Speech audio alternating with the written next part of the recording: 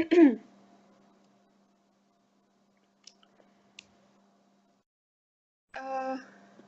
okay. Hi everyone, welcome to the webinar. Thank you for joining us. My name is Avira. I am the Communication Square Marketing Executive for Cloud Solutions. I, along with Fawad Kaisir, the CEO of Communication Square, would be having a little discussion on cloud and why it is actually beneficial for your company. Now, giving a brief introduction about her company, that what exactly is Communication Square. Communication Square is a Microsoft Gold partner, and we sell fast track and co-sell ready solutions. What co-sell actually means is that we sell with Microsoft. We sell various solutions, that is Microsoft Exchange, Skype for Business, Office 365, and some other solutions as well. We have about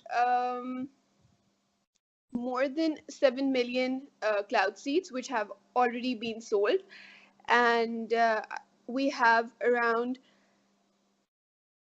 11 competencies in total, out of which 7 are goal competencies, and we have over 155 customers with whom we have actually worked and are very satisfied, and we provide them 100% customer satisfaction, and whatever are their problems, we always try to solve those problems on time, respond to them. Our support team is always ready to help them, and whenever you contact our support team, they're always there to help you out with any sort of problems that you have, and would provide you with any solution, any problems, for a solution for all the problems. So now let's move on to the webinar. The main purpose that we started this webinar, or why today we're having this discussion or call it a conversation, is because we want to make you guys aware that what exactly is cloud technology, how can it be beneficial for you, your business, how you can make your business easier with the help of the cloud technology. So now, the very first thing is that we're going to have a little journal discussion about cloud technology and why it is beneficial for you. And then we would be moving on to a bit of technical terms. And along with those, we would be having the discussion with examples so that you guys have a very clear idea that why do you need cloud technology itself. So now I would like to invite Fawad, and would put forward a question for him, basically, that Fawad, why do you think that cloud technology is beneficial in today's environment, like in today's environment, especially for the SMBs who mainly have a bit of the problem as far as costs and budgets are concerned? Thank you for the introduction, Abira. So let's just start with what is really happening with the cloud technology, because I'm sure a lot of people are hearing this word for past couple of years. A lot of people already have a fair idea of what the cloud is, but I was at an event recently where I was talking to quite a few people who are not from the IT background, and they weren't exactly sure what cloud is. They know, like, this is something, some of the latest IT trend, and that's it. They just didn't know beyond that. So let's just actually talk about how it's actually transforming the whole, not just the IT sector, but literally every industry. Cloud is really changing that. So the number one thing which affects almost everyone is the scalability factor. All small businesses, all small companies need to scale, and scalability involves cost, scalability involves resources, scalability involves effort.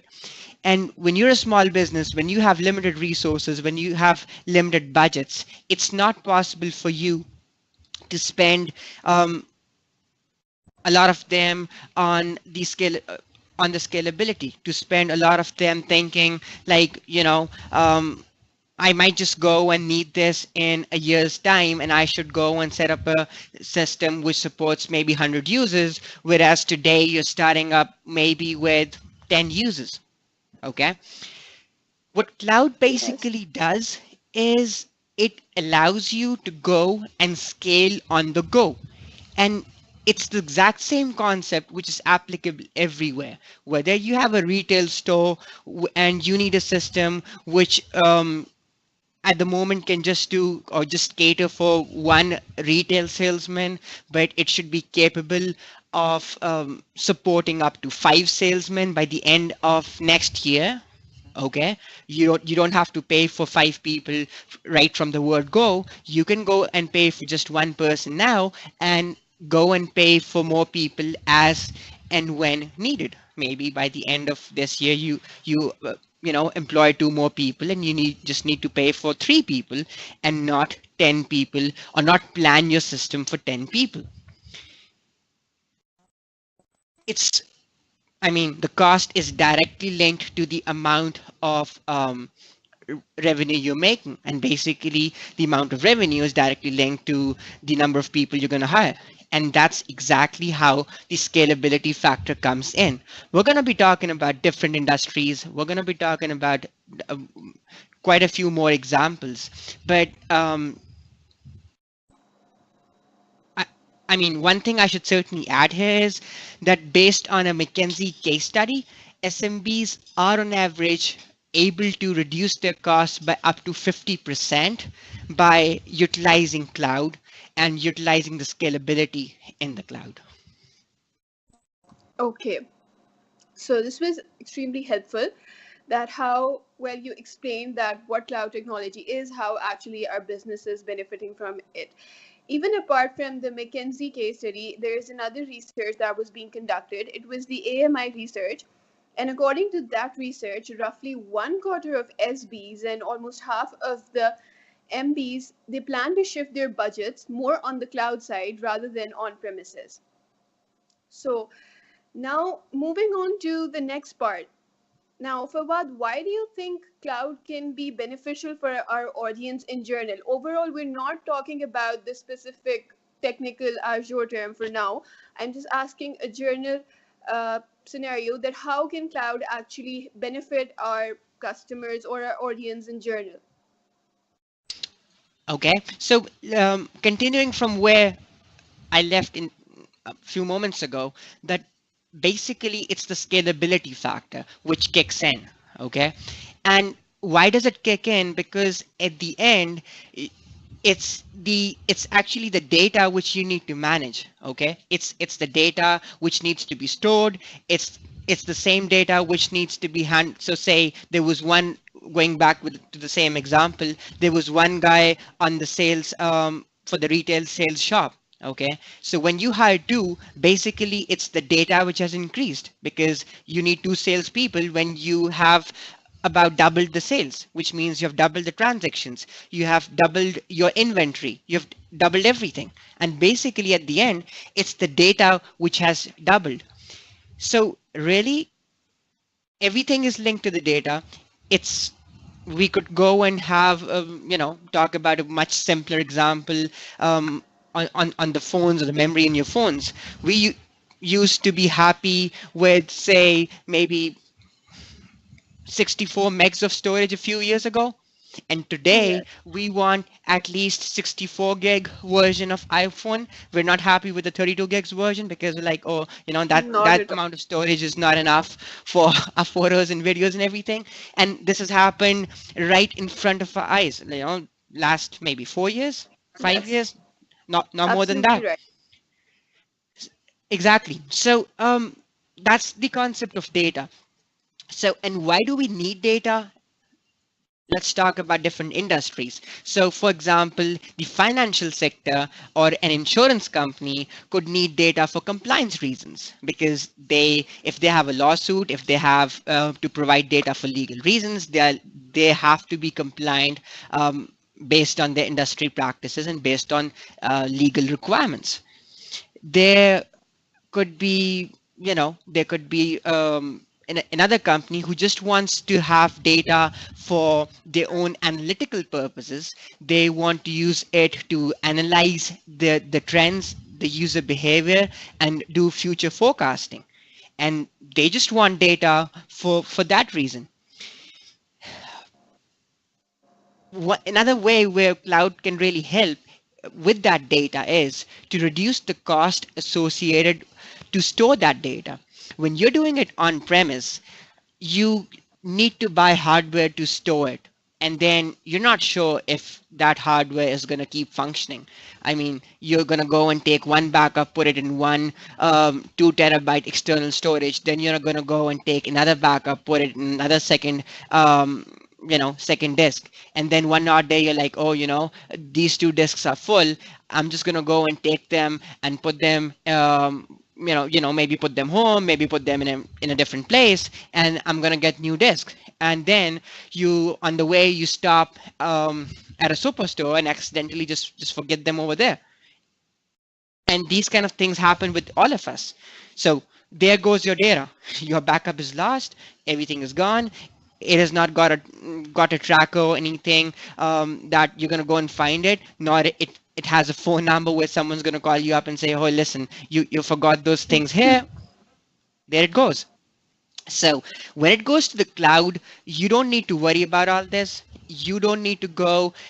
You can just go and pay for storage on the go, just like you go and buy credit for your, for your phone, just just like you go and buy Mhm, so many other yes. things. You can just go and buy storage on the go and just pay as much storage as you need. And of course, you can have cloud for high availability, for resiliency. I think they're a bit technical terms, and we're going to be talking about it more when we go to the how Azure can really help with the site resiliency and data high availability. Okay, that was really helpful. Thank you. Now, I would ask another question, or I would raise a point here because I want our audience to be pretty clear on everything because the sole purpose of this whole webinar is to educate them about cloud technology and how they can benefit from it. So here it's mentioned that cloud is accessible from all points.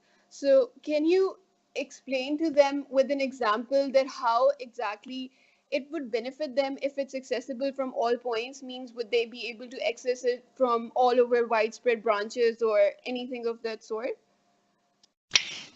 That's actually a very valid point, yeah, and I probably missed it when I was explaining it earlier. Your data can be just because your data is in the cloud. Consider it like this. Think about it: OneDrive for business, or OneDrive which you go and like the free version you get with a Microsoft Outlook account or a Hotmail account.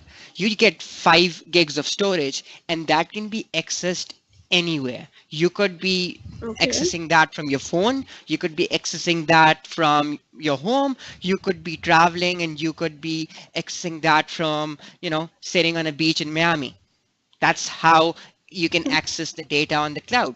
And literally, it's the exact same concept you have for the data backups that are going to be done for work. So the same way, whether like you can access your personal data on the cloud on the go, you can access the company data from literally anywhere in a secure way, using the right security and everything. Okay, now that this point is clear, we are moving on to the next part of this webinar, which is what is Azure. Now, some of you might already be aware of what Azure is, and some of you who don't know what exactly is Azure. So, I'll give you a brief introduction for this. Azure is basically a Microsoft service which helps in deploying, testing, managing all your data centers. And the core purpose is this, that even if your branches are widespread throughout the different regions or different countries, you can just monitor it through this one service that is Azure, because it just keeps all your data in one place. And just like Fawad mentioned, that it is accessible from all points, no matter wherever you're sitting, you can access your company's data and you can continue working with it. Now, as you can see here, there are three core functions that are written here, that is backup, site recovery or disaster recovery, and security. Now, these functions, each of them are very important whenever it comes to Azure and data management, because data always needs backup. And as it was mentioned before, whenever you have data, it keeps on doubling, it keeps on increasing, because when your company is expanding, your data would expand, obviously. So you do need backup for it. And then there's disaster recovery. For example, if any sort of disaster has occurred, now these would be explained later on, that what sort of disasters can actually affect your company. And then there is security, lastly, the core most important function, because security is the key for everything. Because even if you put your data out there, even if you use your apps on daily basis, you put your personal information there, you're always worried about its security and hacking and all that. So Azure got you covered for everything. This is not for the your personal security, but for the data of your company. Now, Fawad, I have given them an introduction of what exactly is Azure and how these what these three functions are. Now, as probably know that we have had clients in the past which have actually used our services. Now, can you elaborate or build on it more so that they would have a clear idea that how backup is useful for our clients, how disaster recovery, and which sort of companies have actually, you know, gained a lot of help from, especially recovery and security and all of these three functions? Okay. So let me start from this. One of the first jobs I did, and one of the first tasks that was given to me in that job was to go and make sure that their backups that were being run every day were being run successfully, and there was enough storage to go and store those backups. So it was basically a script that would go and copy basically all the files from the development folder where different developers in that company working. They would go and back up that folder, or back up the changes in that folder, I should say, into a remote storage, which we used to connect using FTP. Okay. Now, it was really a very clumsy process, because sometimes that file would be in use with some of the developer would be working late, and the file would be in use, and the whole process would just come to a halt. Then there would be other days where I would say every few weeks, I would have to go to my manager and say, listen, the disk you placed over there is about to get full, or it's already filled up, and we would not be able to take backups next week if we do not go and attach a new disk. And then the hardware node where that disk was attached had its own limitations, because they had, and this is a couple of years back, so they had already attached like 4 disks each with maybe, I think it was 2 terabytes back then or something, and the server no longer was capable of you can no longer attach a fifth disk to the system. So which means we needed a new server, and then we're going to attach a disk there and continue with the whole process. So the purpose of explaining all this was, it was such a difficult, clumsy process. And now imagine if we were to go and recover something out of it, well, forget it. I don't think it's really going to be feasible. Now compare that to how we do it today today's world. How quickly we've been, setting up backups for our customers this year, and at least in the past 2 years, I think we've got a lot of customers who've just come to us setting up their environment backups in the cloud, and it's really so simple. I mean, we've literally got guys who can, the support guys learn the cloud backup process in literally weeks. And we've had a lot of customers who would just get us to do the initial backups, and then they would just go and do it themselves. They don't even need our help regularly to go and manage those backups, or even do those backups. That's how simple it has become. And again, it's it's the reasons for doing backups are pretty much what we already discussed about, which is it could be the capacity. You do not have enough capacity on premise. You want to go and you want to go and pay for the storage on the go instead of having to invest in huge Cloud. on huge servers and too many storage hardware. You don't want to invest in that. You can just pay on the go on the cloud. You can go and back up data beyond a certain point so as to maintain archives of your data in the cloud and not just move every data over there and just keep the backup archives over there. And then you would, of course, there are a lot of companies who just want it there for compliance purposes. So really, these reasons are the same. I mean, these are basically why do you need a backup? But how is cloud beneficial? We already talked about. And if you're not doing backup at all, then I'm sorry, you're making a big mistake anyways, because you definitely need to do backup. Whether you do it on the cloud, well, I would certainly suggest yes, you should do it on the cloud. Doesn't make sense to do it on prem, but yes, getting a step before that, you must do a backup. That's where it starts from. Okay. You're certainly right about the point that they should back up on cloud, but here I would like to put forward one question because I was just thinking over it. What if a customer approaches us and they go like that? First of all, we want um, cloud our services to be on premise, like you do a backup for us on prem, and then you do on cloud. So would we be able to cater even those customers first? Because although we, yes, we do cater migration and this is what it's all about, but I'm just talking in this way that first of all, they like, we don't want to invest in cloud for now because it's a new technology, we don't want to take the risk and all that, because people, they tend to hesitate when they are about to invest in something new.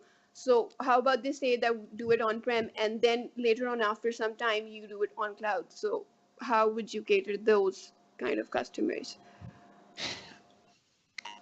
I think that's a logical first step. And even when you do go and back up data in the cloud, it's actually a two-step process. It's first backed up locally on a different drive, and then it's synced to the cloud. Except that you Okay. don't need a very big storage locally, because you have an option to say like, okay, I'm going to be backing up this data every day, for instance. Okay, and I want to have last 3 days of data available locally. So if I were to wanted to restore something which happened, go back to the restore point on Monday, for instance, so which is less than 3 days ago, I don't have to download my copy from the cloud. I can just use the local version and restore it right away. But if I want to go to a version which was maybe 2 weeks ago, I have Mm-hmm. that version in the cloud.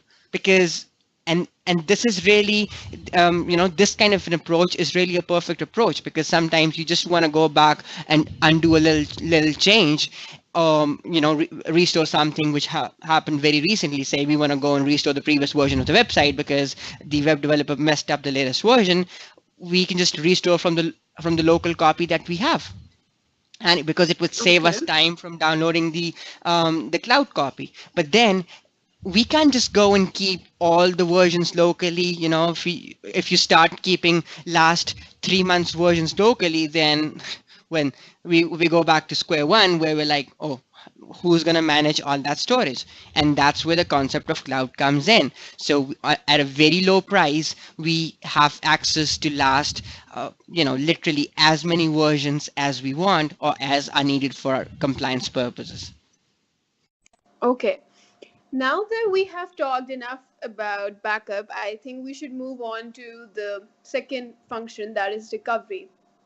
Because disaster recovery is extremely important, and you never know when a disaster can actually happen to your company, and all of your data can be ruined within frictions of minutes, and you just need to recover it no matter what.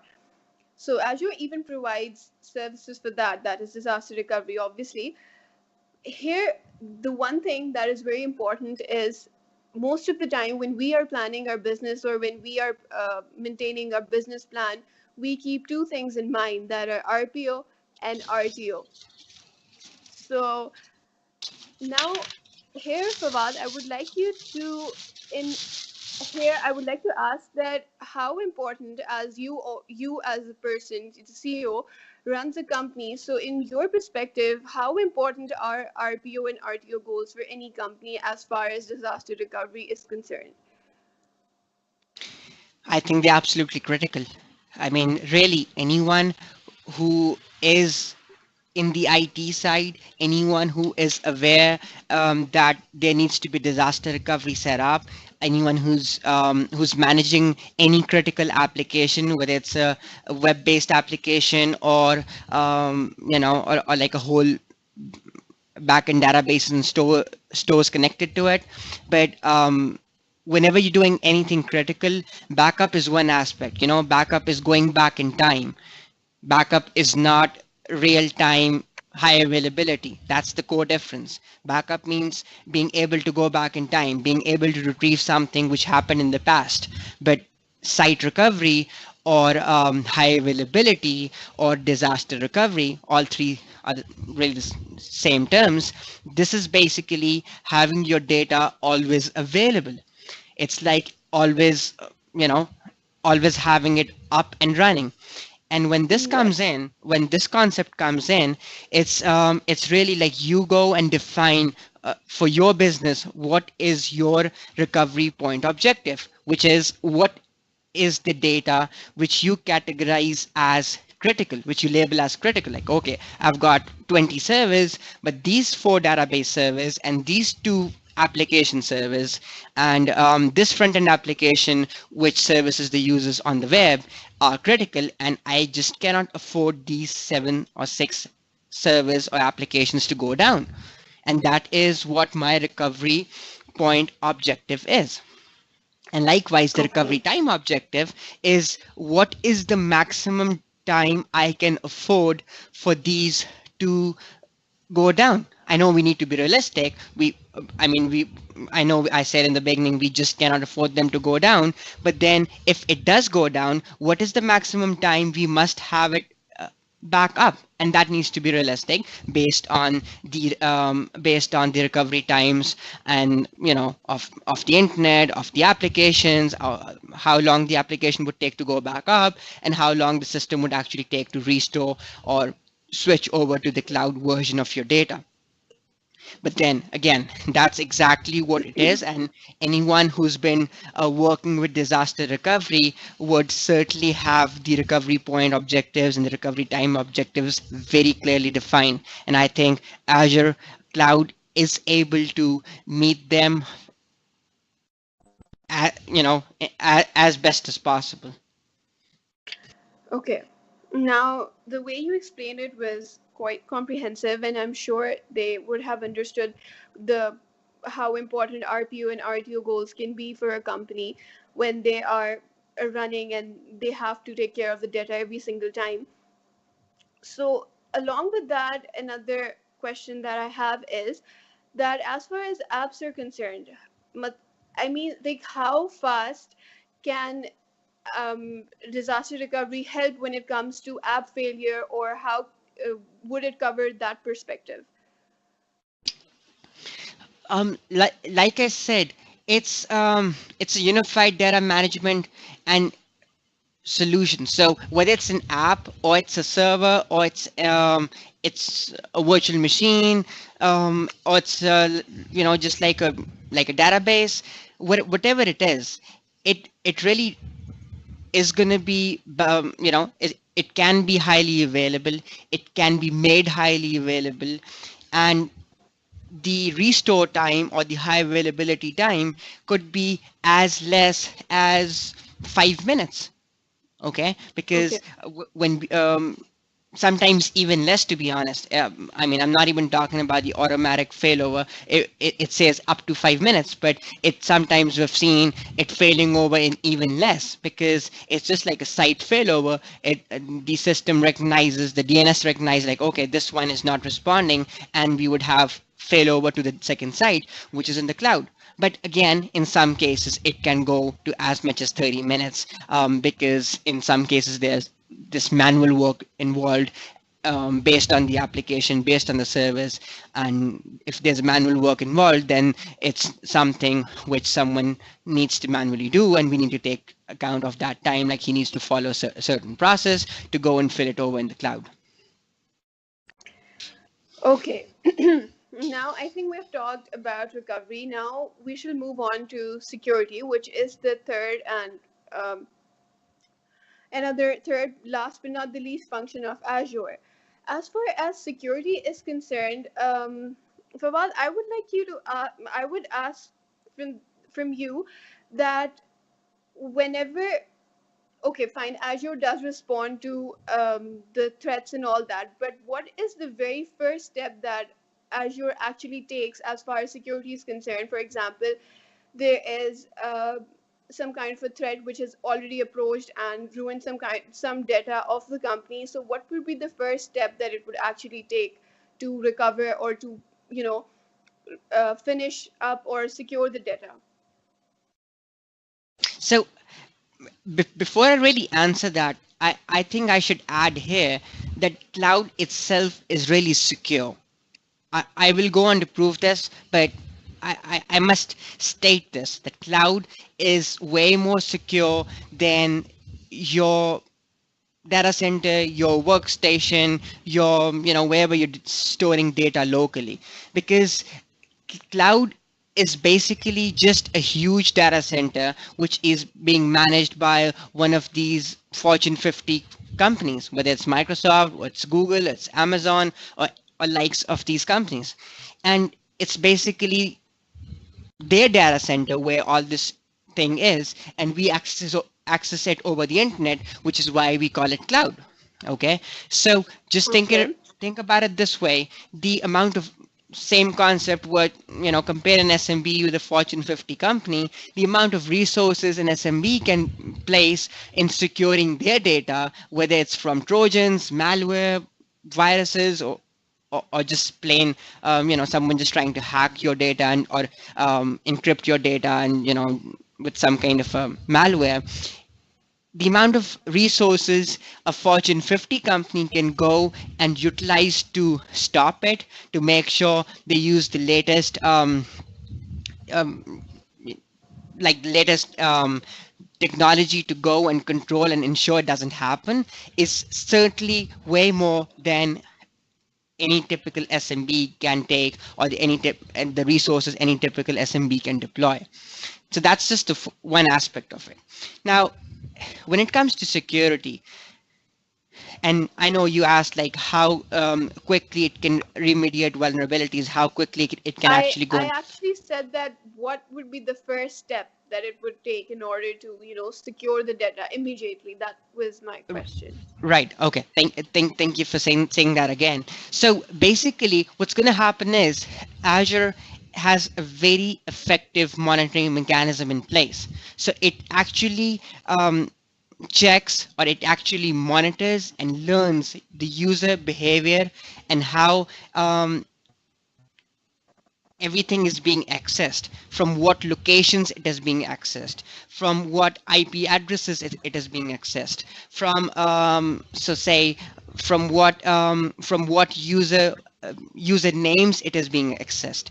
I think I should give you an example what happened just a few hours ago with another customer. And I was at another customer meeting when I just got a WhatsApp from head of the IT guy, who said like, oh, I think we have a malware on our system. I was like, how are you saying that? He said like, oh, I just received an alert from Azure which said that we could have a potential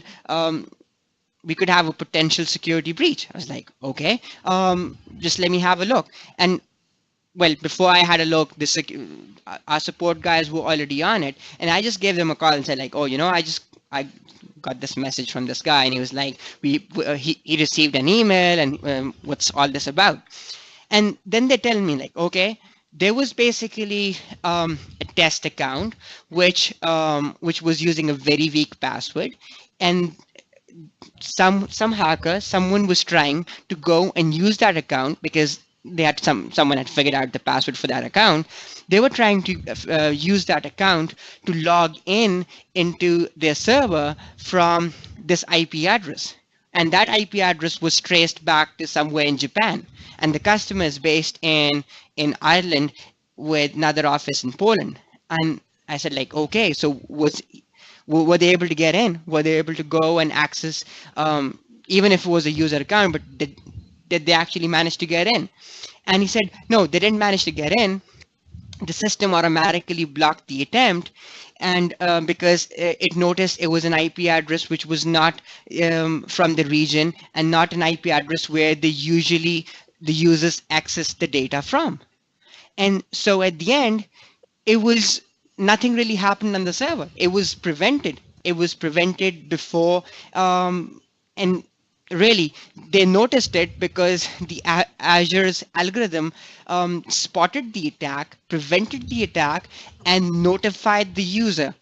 All happening when really no, it's early morning for them, and like no one really knows what's I mean, they would have probably not figured out Right. even until next 3 days had they not got the email, because apparently he was just trying to get in. He was not trying to do, just imagine, even if someone logged in Yes. with user permissions, maybe you never know until they set up a mail server, this, they compromise or do something on the server, then you figure out, oh, my server is compromised because I can't do something properly and things like that. So, I mean, this just happened today, and I think I could have had a better example than what happened 4 hours ago. Yes, this example was extremely helpful, and the way you explained it, linking everything together, how you explained that there are different branches, one Ireland, other in Poland, and there was being access from Japan. It was, I'm pretty sure our audience would have understood security very well.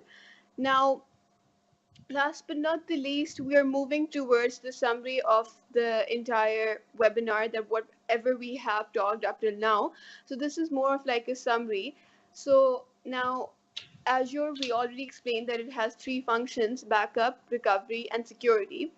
So I would be briefly going through some of the points just to, remind you people about the different things which we have discussed. Might have missed some points, so I'm just going through them again.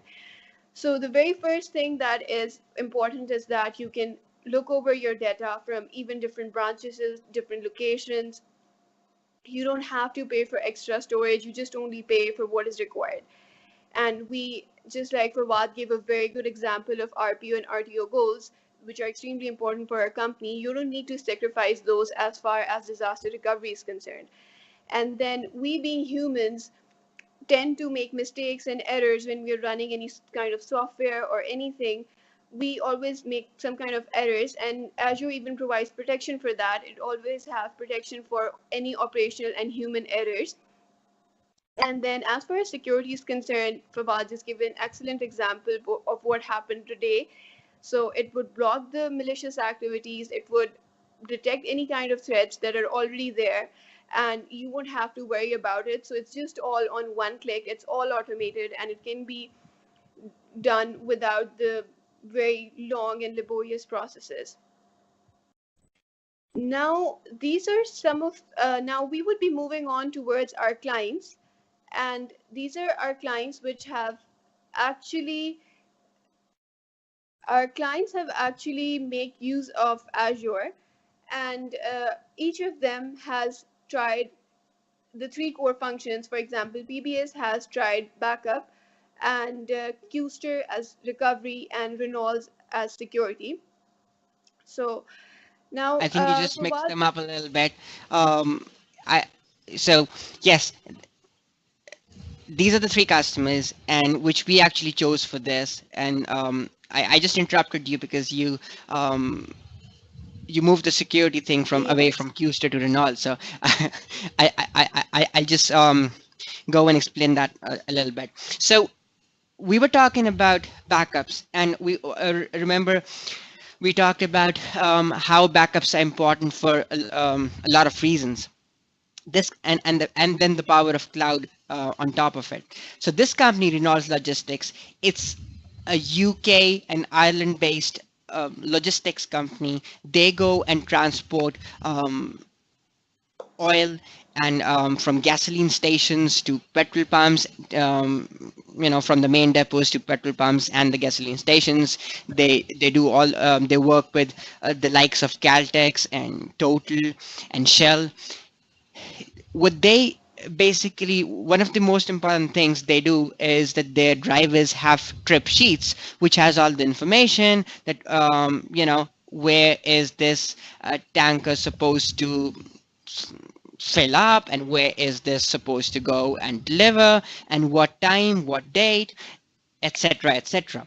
And this is all the information, and they go and fill in that information manually on a piece of paper, which like a printed piece of paper, which they just go and fill in, and then they hand it over to the duty manager, who then compiles all that and make sure, like, okay, x number of shipments were delivered to XYZ customer, which is how it should be, and everything's okay. Now, the first thing they did was they automated this process. They said, like, instead of doing this manually, they used Microsoft SharePoint and made a front end form on it, and then connected that to the backend application where the duty manager would put in the data manually, and they just made the same form, which was a printer. They actually made that sheet on all the information on that sheet on the form. So the driver would no longer go and manually fill in the form. They would actually use, they actually also fixed tablets inside each truck. And then the driver would just go on that tablet. He would go and select a few options, and I mean, basically just select, not even have to write down everything, and fill in all the information there, which would automate a lot of things. It increased productivity, it speeded up the process, it speeded up the reporting, and it was error free as well, because the times it was, it was delivered and everything was all automated. The system would calculate it automatically when when he would start from one point and when he would end, and when the location would be the same and everything, all of that. To add to all this, they used Azure to go and back up the application as well as its database where all this information was being stored. So again, that's a database server, and that is a SQL database server, which cannot just go and keep on holding past 25 years of data. So they were trying to back it up locally on the same server. And we told them, like, listen, if this server goes down, where do you go? Because your backups are in the same server. These this might sound strange, but that's a very that was exactly how it was. So we go and set up backups for that database server onto a separate server, and on which was hosted in Azure, and their backups are now in the cloud. So they benefited from automation, from the benefits of the cloud technology, which helped them increase productivity. And then on top of that, they were able to go and do backups, which was in the cloud. And now, even if something happens to the main server, they do have backups available in the cloud. So Okay. this was about the backup. Let me also give you an example about PBS, which is more on the disaster recovery or the around site recovery. PBS is a company which deals with kids with autism. Okay, so they have to deal with all these mentally challenged kids and treat them. They've got at least 10 physical locations within states, and they've got more than 2,500 contractors working for them, in addition to the 200 or so employees that they have. So they're actually spread all over US, working pretty much, I would say, at least 20 hours in a day, if not complete 24, because different kids want them to come, different parents want want the analysts to come at different times, some early morning, late night, and then there are three different time zones anyways in US, so it's literally 20 hours a day thing. So because the core data center was in Florida and Stewart to be precise, which where they would we all know there are like storms and there are different kinds of um, storm alerts coming in pretty much every year, and every second year they would just go and turn off the electricity or power just because because of the alert, and they want to keep everything safe. So a lot of these things happen regularly over there. That's how it is. So they use they did not have a site recovery, and I think it was 2 or 3 years ago when last time this happened. They were actually down for I think about 24 hours. They did have, I won't say they didn't have any power backup, they have generators and everything, but still they were down for 24 hours, which is when they actually realized, like, the conventional mechanism of keeping your data center up, using, getting someone to keep sitting in the office, keep filling, filling gasoline in the in the generators, and those generators would keep the servers on. That was not a practical and right way to do things. And that's when they decided to set up site recovery. We helped them set up site recovery for their core service, which was their database server and the application server. So the front end application, which all the analysts use to go and enter the kid's information, enter the amount of time spent with each kid, enter the billing information for who's going to be sponsoring that particular uh, that particular exercise, that particular treatment. And the same portal is also used by themselves to go and see how much time they have spent in a week and how much amount they're going to get paid at the end of the week. So once they had site recovery, everything remains up, whether it's it's a failover process, it's a manual failover process. There's some steps which we need to do manually, but yes, we are able to fail them over in less than 15 minutes, as long as there's someone available to perform those steps. And I think it's I mean, these guys are really happy ever since. So we talked Okay. about backup, we talked about site recovery, and I try to go into as many details as possible, just so you guys can actually go and relate how how this is exactly happening with how you're functioning, what your business processes are, and how that works. So Qster is one company which was actually hit by a security breach few years ago. And well, I think the best examples are those who have actually experienced it, because then they go on to go and use that thing and they really start to value it. And that's why we actually chose these two out of these three customers were those who had actually experienced these problems and then gone to a solution. So Qster had actually experienced the security breach, and they were very concerned about their data. And they still are.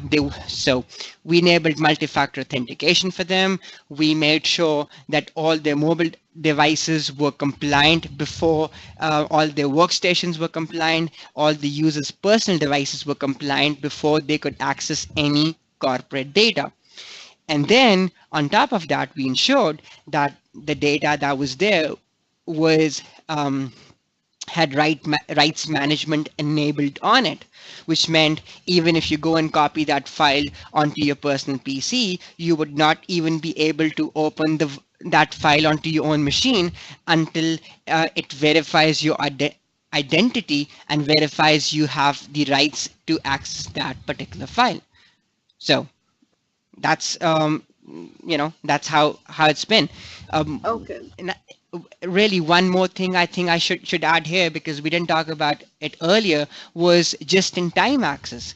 And because a lot of SMBs do tend to work with a number of contractors who, for different things, because they don't really hire everyone for everything, because you say you just need someone for the website, for instance, and you have a contractor who works on it on certain day of the week, or maybe he just comes in for a project for, say, 3 days, and that's it, or something like that. And just in time is really a new way of giving access to that person on a temporary basis, just for the time he needs it. So just as the name suggests, just in time. So that's exactly Okay. just in time. And I think this um, apparently small change has really helped them secure things a lot, because now they would not have to give remote access or admin access to a lot of resources permanently, but just give it for a temporary on a temporary basis to the right person. And when he doesn't need it, he won't have access. Next time he needs it, we can enable just in time access for, say, 3 hours more or 2 days more, depending on what the requirements are, and would be fine. I think we should be talking about with Brian, the CEO of Qster, and Abira, if you can actually go and maybe schedule a separate webinar talking with Yes, him about his experience. I think that would be I will a definitely. fantastic one. Okay, thank you, Fawad. That was very well explained, and you explained all the clients in depth and in detail with specific examples, just so that our audience could understand. Now, these are, as you can see, we would be moving on to our resources that are being that we would be providing to you people, so you can actually have access to these resources and you can click on it and avail our services. So before we move on to the question answer session, Fawad, would you like to add something to as we are just about to end it with question answers? I think I would just I know we're kind of short in time. We're only left with like 7 minutes, so we may not have time for too many questions. But here's the thing: we've got a special promotion going on, and we're gonna make it even more special for all the people who are attending this webinar. And that is, you can actually go and request for an Azure assessment, which is a cloud assessment. It would basically be a detailed discussion. It's going to be like a 2 hour discussion, it, um, with you understanding your business goals, understanding your business backup requirements, how cloud can pay can play a role in helping you increase productivity, helping you secure things, helping backup things for you. I mean, irrespective, whatever aspect of cloud you want to talk about, what aspect of security or cloud backups you want to talk about, it's going to be, we're going to go and spend a one-to-one session, 2 hours with you, 2 1 hour sessions basically, and understand all your requirements. And then we would go and basically provide you with a detailed assessment. What are your best choices for this thing? How you can go and benefit from this? And this is going to be no cost. This is going to be no cost, no obligation basis. You can keep that assessment. You could use that assessment to go and implement things yourself. It's going to be a detailed one. You could go and say, like, okay, you don't want to do it right now. Maybe you want to come back to us at a later stage.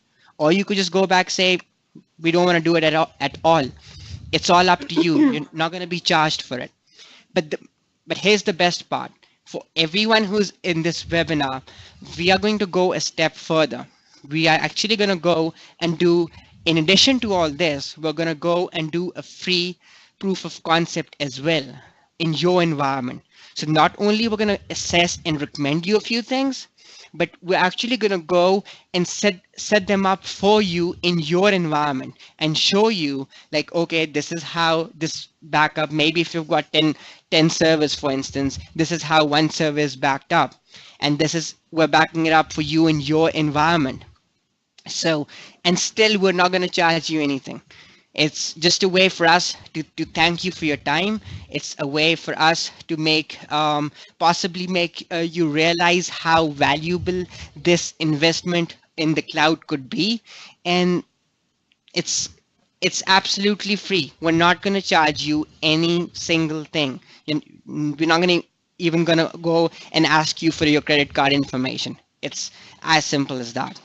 So I would love to really talk with anyone on a one-to-one basis, and so would our tech team. I mean, if any of, I mean, if there's anyone, um, or I would say all the people who are interested in following up on this.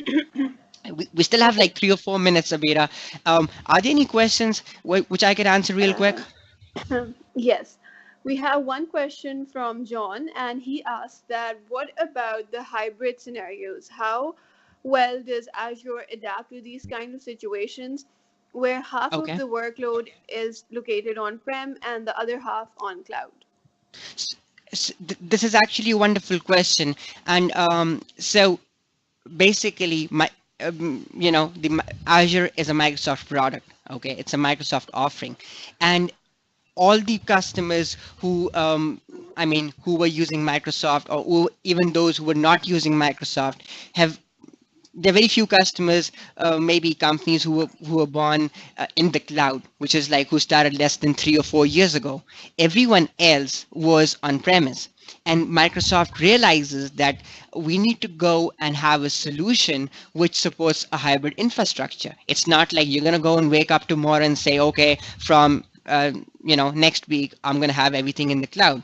You're going to go and move it in a systematic way, and you can have literally any combination. You could have 5 servers on premise, 5 in the cloud. You could have backups in the cloud. You could have even have half the users operating on premise and half the users using the cloud interface. It could literally be any combination depending on your requirements and depending on your application, and it's going to be fully supported. Okay, we have another question. This is from Kelly. She asked that how can you plan the migration for us if we do not want any downtime during this process, or our business processes are too critical and they depend on our data centers? I think that's what we're here for. That's exactly what our expertise is. Setting up cloud or setting up backups or even site recovery is really not that difficult anymore in the cloud.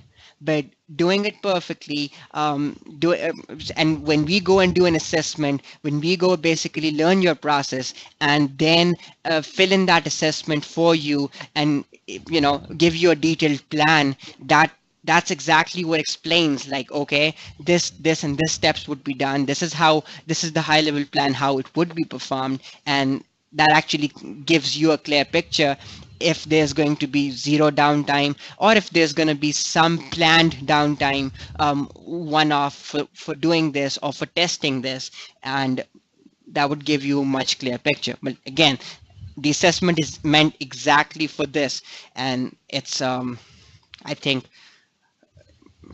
if I were you, I would say like you should just go and utilize the free assessment, and it's Yes. like it's was wonderful. Okay. Thank you for everyone. Thank you for joining us on this webinar. I hope this webinar was helpful for you. This was about it, and um, I hope that you all join us again on another webinars in future.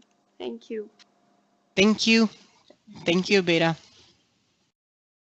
Thank you, guys.